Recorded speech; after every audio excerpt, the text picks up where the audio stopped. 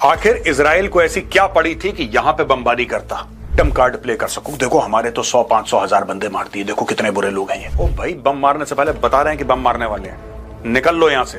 अगर ट्रंप बोलता है अमेरिकन फोर्सेस को गो, तो इजराइल पड़ा हुआ है इनके इंटेंट के पीछे और इनकी कैपेबिलिटी के पीछे। कल ज्यूज को पता लगा कहां पे, उसी के अंदर मारेंगे ये। Khamenei is telling a lie, that is not what Trump said. अभी ईरान वालों को ना इजरायली समझ में नहीं आ रहा है। The US has 100 times the fire power of Israel. Operation rising lion के दौरान पता लगता है कि चाइना का एक एयरक्राफ्ट आया है। यू नो, ये क्या कैरी कर रहा होगा? चाइना ने इनको ऐसा क्या दे दिया?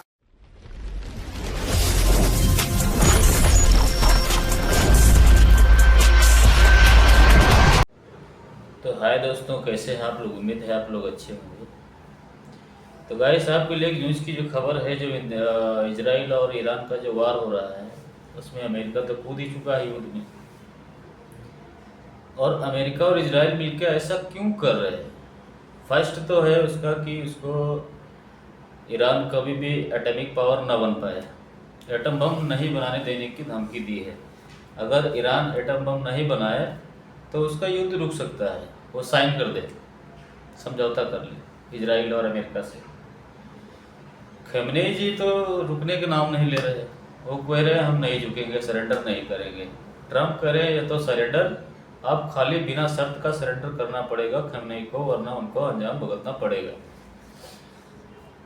तो गाइस, इस वीडियो में इसके उपलक्ष्य में इस वीडियो में इसी को समझाया गया है कि ऐसा हो क्यों रहा है, इसकी वजह क्या है कि अचानक से ईरान का और इजराइल का युद्ध चालू हो गया। हमास से तो इतना दिन चालू था, अभी तक ऐसा नहीं हुआ था, अचानक से क्यों चालू हो गया। तो गाइस, चलते हैं वीडियो में, इसमें समझ में आएगा आपको कि क्यों हुआ है। फिर मिलते हैं हम लोग वीडियो के बाद। दिया नाम क्योंकि 1979 में अयतुल्ला खुमैनी ने तख्ता पलट कर दिया था ईरान का। शाह ऑफ ईरान को वहां से भगा दिया था, वो एग्जाइल में चले गए शाह ऑफ ईरान, और वहां पे कट्टर इस्लामी राज कायम हो गया। वहां का झंडा बदल गया, वहां का कानून बदल गया, सब कुछ बदल गया ईरान का। ईरान जो एक मॉडर्न देश होता था, वो बन गया है कट्टर इस्लामी देश। लेकिन दोस्तों, तख्ता पलट होने से पहले, 1979 से पहले, यह फ्लैग हुआ करता था ईरान का। और जो ट्वीट करा है इजराइल ने, वो अगर आप देखेंगे गजब का ट्वीट है। ये जो शेर है जिसके हाथ में तलवार है और बिल्कुल पीछे बैकग्राउंड में सूरज उग रहा है, जिसलिए इसको राइजिंग लायन बोलते हैं, वही कारण है। वो ईरान के झंडे को काट रहा है, ईरान के झंडे को तोड़ रहा है। और इसका यह मतलब है कि इजराइल ने जब ये ऑपरेशन राइजिंग लायन लॉन्च करा था, इजराइल का यही मतलब था कि रेजिम चेंज होना चाहिए। इसका मतलब ही रेजिम चेंज है, यानी पुराने दिन वापस आएंगे, अयतुल्ला खमेनी की रेजिम को नस्तनाबूद कर दो। यहां पे दोस्तों, टाइम्स ऑफ इंडिया यह रिपोर्ट करता है, Israel Iran conflict, 2 centrifuge manufacturing sites destroyed near Tehran, says IAEA, fresh Israeli air strikes resume. यानी कि ये ना इजराइल कह रहा है ना ईरान कह रहा है, ये IAEA की एक रिपोर्ट है जो ये कहती है कि 2 सेंट्रीफ्यूज मैन्युफैक्चरिंग साइट्स को बर्बाद कर दिया है इजरायली एयरफोर्स ने। इजराइल डिफेंस फोर्सेस, ये सब ऑफिशियल इनका ट्वीट गया है। The IDF struck a centrifuge production site and multiple weapon manufacturing facilities in the Tehran area, key elements of Iran's nuclear weapons and missile programs. Over 50 IAF fighter jets targeted, 50 से ऊपर Israeli air force, जैसे हम लोग Indian air force कहते हैं, that is also IAF, ये Israeli air force करते हैं, ये भी IAF कहते हैं, not to be confused. 50 Israeli air force fighter jets targeted a facility for producing centrifuges used to enrich uranium beyond civilian levels। यानी कि आप देखिए ना, आपको अगर 90% पे जाना है, आप इसको producing centrifuges to enrich uranium, किस लेवल पे आप एनरिच कर रहे हैं? आपको अगर वेपन्स ग्रेड 60% पे, आप 70, 80, 90 पे जा रहे हैं, आपको वेपन्स ग्रेड बनाना है, तो भाई आपको सेंट्रीफ्यूज चाहिए। तो ये इन्होंने उड़ा दिया, बर्बाद कर दिया। दूसरी चीज, sites manufacturing parts for surface to surface missiles fired at Israel, ballistic missile. मैंने आपको समझाया था दोस्तों, इंटेंट एंड कैपेबिलिटी। क्विक एक रिवीजन कर लें इफ यू डोंट माइंड। देखिए साहब, इंटेंट है राइजिंग लायन, यानी कि तख्ता पलट, यानी कि जो लोग ईरान को इंटेंट दे रहे हैं वो नियत दे रहे हैं कि तुम इजराइल को बर्बाद करो, एक तो उनको खत्म करो, राइट। और कैपेबिलिटी, ये कैपेबिलिटी है, सेंट्रीफ्यूज उड़ा दिए, यूरेनियम को एनरिच करने वाले सरफेस टू सरफेस मिसाइल्स की जो प्रोडक्शन प्लांट्स थे, मैन्युफैक्चरिंग साइट्स थी, उनको उड़ा दिया। तो इजराइल पड़ा हुआ है इनके इंटेंट के पीछे और इनकी कैपेबिलिटी के पीछे। A facility for surface to air missile components used to target aircraft, यानी कि सरफेस टू एयर, इनके एयर डिफेंस वाला जो मामला है उसको बर्बाद कर दिया। The strike directly degrade Iran's ability to threaten Israel and the region. तो साहब ये देखिए साहब, ये फोटोग्राफ है।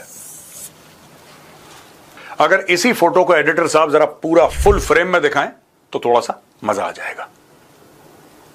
दोस्तों देखा आपने यहां पे, why are centrifuge production sites important? ये देखिए ना, ये जानने की जरूरत है कि इंपॉर्टेंट क्यों है। आखिर इजराइल को ऐसी क्या पड़ी थी कि यहां पे बमबारी करता, और ईरान को क्या पड़ी थी कि तेहरान में, ये देखिए पूरा पॉपुलेटेड इलाका है, ये देखिए पूरे घर है ना यहां पे, ये देख सकते हैं आप, इसके बीचों बीच यही चीज तो हमास करता है, यही चीज तो हिजबुल्लाह करता है। जानबूझ के अपनी जो न्यूक्लियर साइट्स हैं, न्यूक्लियर साइट्स कोई भी देश दूर रखता है कि यार कल कोई प्रॉब्लम हो जाए तो हमारे आम नागरिक न मर जाएं। ठीक है भाइयों ने तेहरान के बीच में बना रखा है, ये देखिए सब लंबी लंबी बिल्डिंग्स हैं यहां पे बीच में बना रखा है। क्यों बीच में बना रखा है? कि अगर कोई अटैक करता है तो कल आप विक्टिम कार्ड प्ले कर सको, देखो हमारे तो 100, 500, 1000 बंदे मार दिए, देखो कितने बुरे लोग हैं ये। तो आप सब काम करिए लेकिन पॉपुलेटेड इलाकों के बीच में करिए। ये ईरान की एक पॉलिसी रही है। ये देखिए, why are centrifuge production sites important? Centrifuge production sites are the backbone of an enrichment program. They manufacture rotors, casings and magnetic bearings needed for centrifuges, produce carbon fiber and maraging steel, components that are resistant to corrosion and high stress, assemble full centrifuge units and possibly small cascade setups for testing, train technicians and engineers for handling the enrichment process। यानी कि पूरा का पूरा programme यहां पे चल रहा था। ये चारों के चारों पॉइंट यहां पे हो रहे थे, ठीक है, उसको निपटा दिया इजराइल ने। The international atomic energy agency, ये देखिए साहब, ये वाला है। The International Atomic Energy Agency reported that the destroyed sites were not active enrichment plants but manufacturing hubs। अब ये देखो ना sir, were not active enrichment plants but manufacturing hubs critical to Iran's capacity to build more centrifuges and expand nuclear operations। ये hub था एक, यहां पे बिल्कुल इस इलाके के अंदर एनरिचमेंट नहीं हो रही थी, लेकिन यहां पे सेंट्रीफ्यूजेस बनाए जा रहे थे जिससे कि और एनरिचमेंट होती, वेपन्स ग्रेड की होती। इसलिए बोला कि साहब इनको सबसे पहले निपटाया जाए, इसको खत्म कर दिया। यहां पे दोस्तों ये न्यूज़पेपर है द हिल बताता है कि इजराइल ईरान अटैक्स हाइलाइट्स में Tehran internal security headquarters destroyed, claims Israel. ठीक है साहब, ये देखिए धुआं निकल रहा है यहां पे, और ये पूरा इलाका देखिए साहब, ठीक है, this is what it is. और ये इजराइल काट्स, ये इजराइल के डिफेंस मिनिस्टर है, इनका ये कहना है the tornado continues to hit Tehran, Air Force jets have now destroyed the Iranian regime's internal security headquarters, the Iranian dictator's central repressive arm. As we promised, we will continue to harm symbols of government and strike at the Ayatollah regime everywhere। यानी कि ये जो internal security headquarters थे क्या थे? According to Israel cuts, जो इनके defence minister हैं, ये कहते हैं कि जिस तरीके से अपने लोगों पर ये काबिज रहते हैं, दिस वॉज द आर्म। अपने लोगों को डराना, अपने लोगों को खौफजदा रखना, अपने लोगों को भयभीत रखना कि ऐसा मत करो वरना ये हो जाएगा। ये पूरा इंटेलिजेंस एजेंसी, इनका पूरा एक सिस्टम होता है लोगों को कंट्रोल करने का, यहां से था। वो कहते हैं उसको हमने उड़ा दिया। Iran internal security operations include the country's massive Basij resistance force which polices dissent in the country. इसके अंदर बासिज रेसिस्टेंस फोर्स यानी कि डिसेंट, जिसने मुंह खोला उसको निपटा दो, जिसने आयतुल्ला से सवाल पूछ लिया उसको निपटा दो, जिसने बोला कि नहीं यार ये गवर्नमेंट की जो पॉलिसी है ना ये ठीक नहीं है उसको निपटा दो। यहां तक कि यार बिजली ठीक से नहीं आती हमारे मोहल्ले में, यार हम तो पैसा दे रहे हैं बिजली क्यों नहीं आ रही, उठाओ उसको, जरा उसके स्क्रू टाइट करो, चूड़ियां कसो जरा उसकी, बड़ा मुंह खोल रहा है आदमी। तो ये सारी की सारी चीजें यहां से होती थी, उसको खत्म कर दिया। अब दोस्तों यहां पे ये देखिए, ये एसोसिएटेड प्रेस से हमने आर्टिकल लिया। एक एक स्लाइड आप देखेंगे, वहां पे हम उस मीडिया हाउस का, मीडिया आर्म का, हम उसका नाम जरूर लिखते हैं कि आपको ये क्लियर हो जाए कि जो भी स्टोरीज हम आपको द चाणक्य डायलॉग्स पे ला रहे हैं, ये हमने कोई सोशल मीडिया से नहीं उठाई कि किसी ने कोई ट्वीट कर दिया, इंस्टाग्राम पे डाल दिया, हमने बोला ओ ब्रेकिंग न्यूज ना, नॉट वन।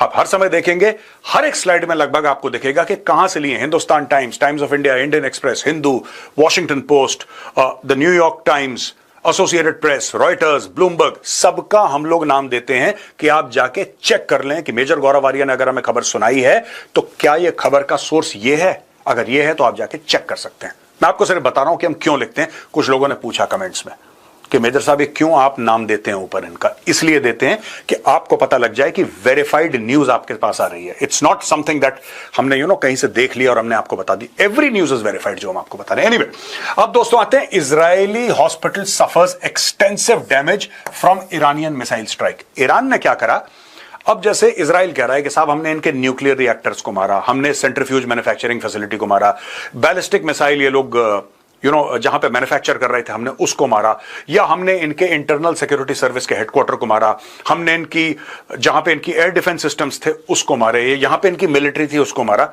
ये सारी की सारी चीजें इजराइल कह रहा है कि हमने करी। ठीक है, that is one part of it. अब ये लोग क्या कर रहे हैं, ईरानियों ने मारा यहां पे सोरोका मेडिकल सेंटर, एक बीरशिबा करके एक जगह है, बीरशिबा में इन्होंने ये मारा। ये देखिए साहब, अस्पताल के अंदर ये 1000 बेड का हॉस्पिटल है और सदर्न इजराइल, ये देखिए साहब इजराइल का मैप है, सदर्न इजराइल के जो लोग हैं ये 1000 बेड के हॉस्पिटल में जाते हैं इलाज करके। ईरानियों ने सीधा जो बोला कि ठीक है साहब, हम तो आपके मिसाइल साइट्स को नहीं मार सकते, हम तो आपके न्यूक्लियर फैसिलिटी को नहीं मार सकते, क्योंकि हम में वो कैपेबिलिटी नहीं है, वो सलाहियत नहीं है, वो काबिलियत नहीं है, तो वो नहीं कर सकते। लेकिन क्या कर सकते हैं, हाँ, जहां पे आपके बुजुर्ग हैं, जहां आपके बीमार लोग हैं, जहां पे अस्पताल में जो मरीज हैं, जहां पे मरीज के अंदर हम मिसाइल जरूर मार सकते हैं। वो ईरान ने अपना काम कर दिया, ईरान ने अस्पताल को यहां पे तबाह कर दिया। Israel's main southern hospital Soroka medical centre at Beersheba sustained a direct hit from an Iranian missile. The hospital has over 1000 beds and provides services to the approximately 1 million residents of South Israel. A spokesperson for the hospital said the hospital suffered extensive damage in the different areas and people had been wounded in the attack. मरीजों पे वार करा है Iran ने। भारत में जो general हमारा जो so called left liberal, which is an oxymoron by the way, but anyway they are known as left liberal, so let's call them left liberals.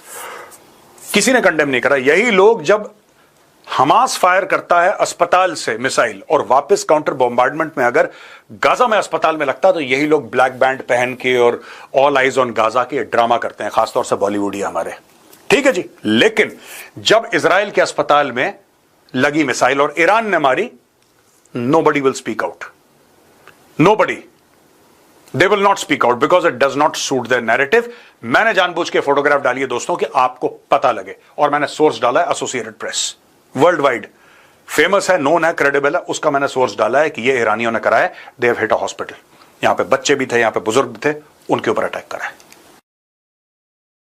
यहां पे दोस्तों टिपिकल इजरायली ऑपरेशन, मैं समय के साथ आपको बताने की कोशिश करूंगा कि इजराइल ने किस तारीख को कितने बजे क्या करा। राइट, टिपिकल इजरायली ऑपरेशंस हैं, किस तरीके से लोग काम करते हैं।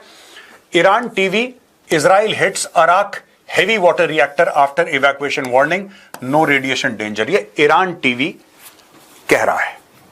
ठीक है, ये प्लेटफॉर्म है कॉल्ड ईरान टीवी और ये स्ट्राइक ऑन अराक रिएक्टर। अब आप देखो ये है क्या, ये स्ट्राइक है ना ये। अब मैं आपको बताता हूं हुआ क्या है। ये देखिए heavy water reactor, heavy water production, ये आप देख सकते हैं। New facility under construction and crane new construction, ये पूरा इलाका है। और जियो आई सैटेलाइट इमेज यहां से ली है गूगल से। ठीक है जी, ये देख लो आप। अब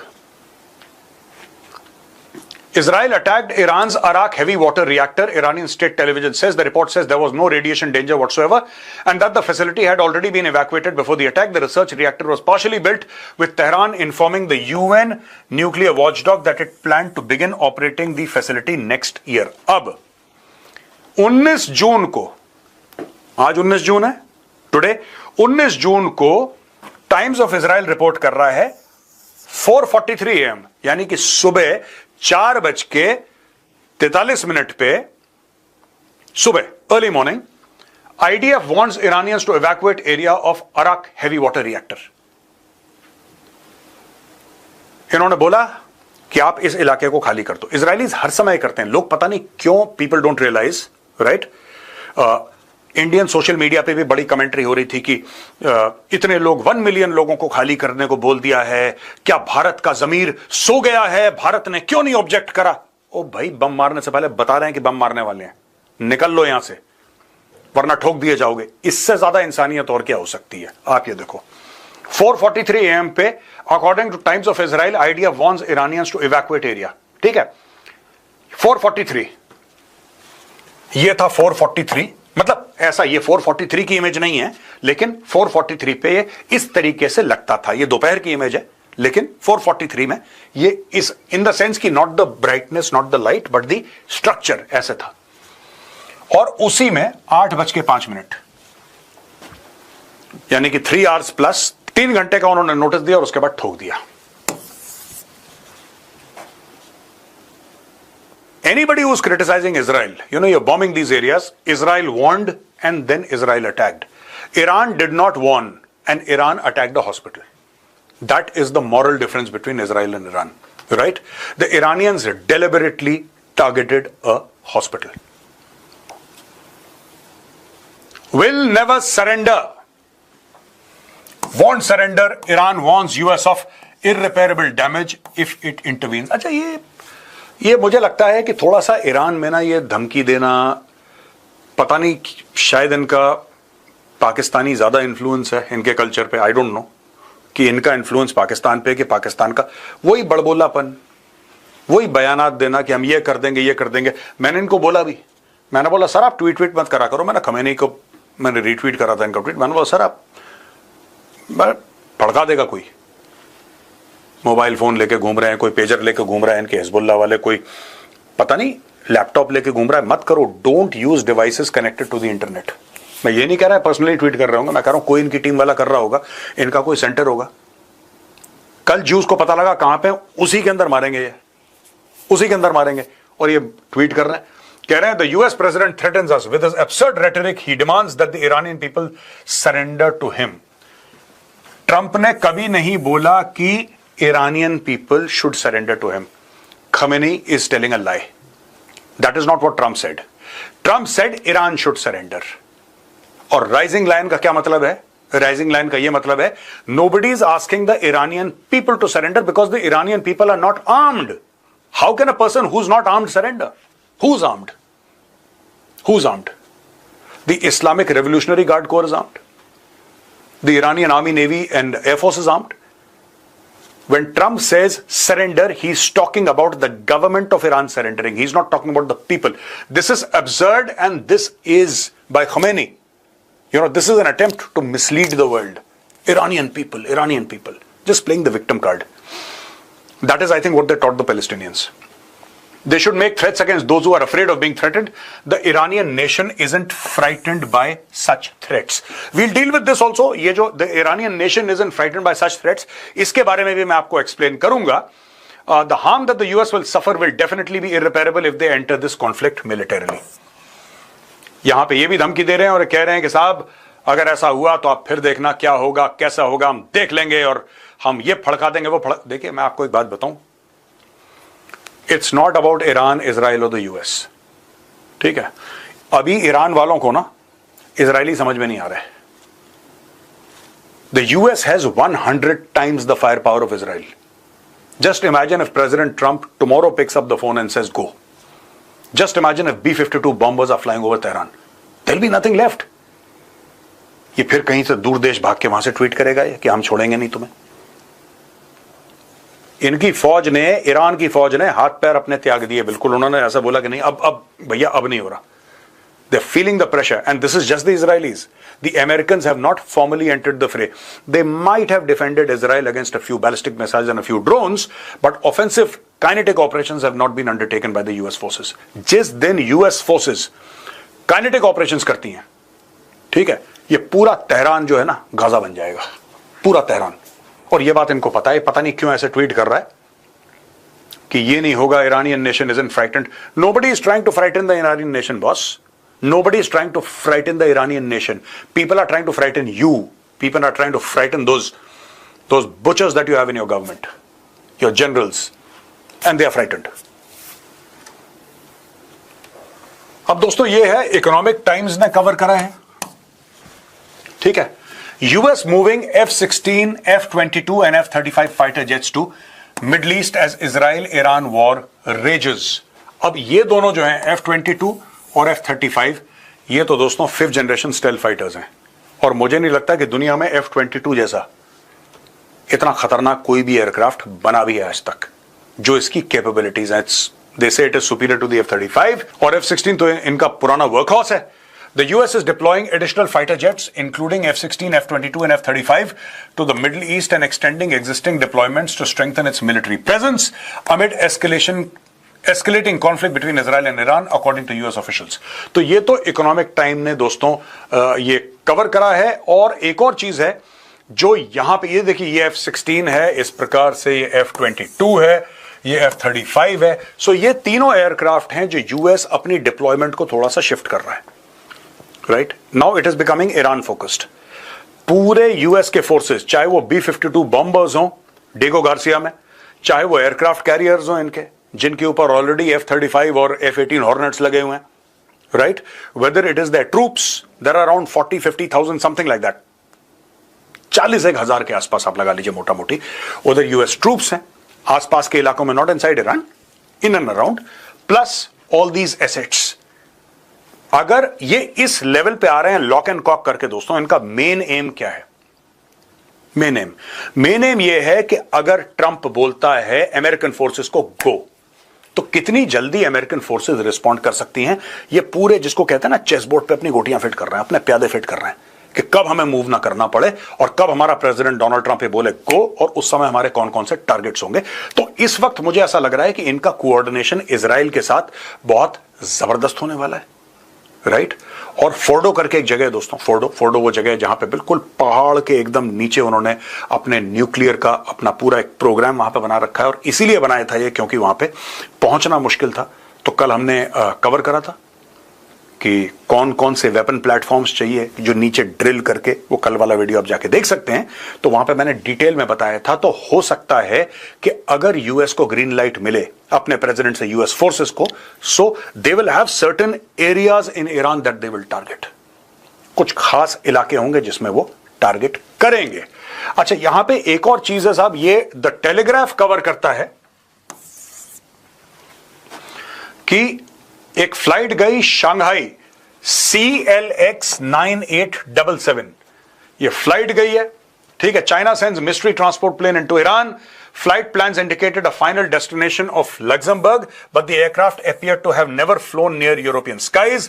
The plane flew westwards along northern China, crossing into Kazakhstan and then south into Uzbekistan and Turkmenistan, and then falling off the radar as it neared Iran. तो ये बिल्कुल सेंट्रल एशिया की तरफ से आया, सेंट्रल एशिया की तरफ आया, और फिर ईरान में ये जो एयरक्राफ्ट है CLX 9877, ये यहां पे गया। अब ये टेलीग्राफ ने न्यूज कवर करी है, और सोचने की बात यह है दोस्तों कि ये क्या कैरी कर रहा होगा, चाइना ने इनको ऐसा क्या दे दिया। आपको याद है ऑपरेशन सिंदूर के दौरान तुर्की के एयरक्राफ्ट आए थे, याद है, तुर्की के एयरक्राफ्ट आए थे पाकिस्तान के अंदर। अब ऑपरेशन राइजिंग लायन के दौरान पता लगता है कि चाइना का एक एयरक्राफ्ट आया है जो शंघाई से चला है। उसका ठिकाना बताया गया था लग्जमबर्ग, लेकिन वो यूरोप के आसपास गया ही नहीं, वो तो सेंट्रल एशिया से नीचे कट से ड्रॉप करता है, और जैसे ही ड्रॉप करता है ईरान की ओर, वो रडार से गायब हो जाता है। तो इस पूरे इलाके में देखिए, ईरान में कोई हवाई जहाज नहीं है, कोई हवाई जहाज नहीं है ईरान के अंदर। पूरा ईरान का जो एयर स्पेस है पूरा खाली है, और यहां पे सिर्फ एक एयरक्राफ्ट दिख रहा है ईरान के अंदर, ये लाल वाला एक। बाकी ये देखिए, ध्यान से देख लीजिए साहब आप, एक एयरक्राफ्ट दिख रहा है, बाकी पूरा ईरान में एक सिंगल एयरक्राफ्ट नहीं है। सीरिया में नहीं है, इराक में नहीं है, इन पूरे इलाकों में नहीं है।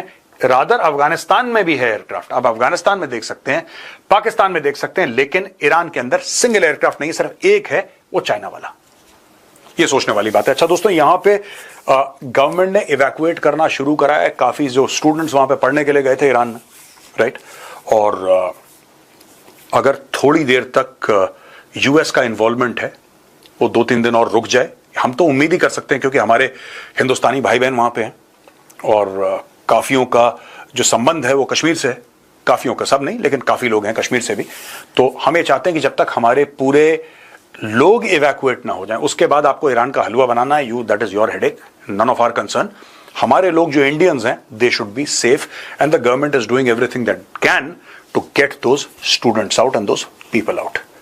यहां पे आज का वीडियो खत्म होता है दोस्तों। पसंद आए तो उस वीडियो को लाइक करिए, हमारे चैनल को सब्सक्राइब करिए, बेल आइकन दबाना बिल्कुल मत भूलिएगा। जय हिंद, वंदे मातरम, भारत माता की जय।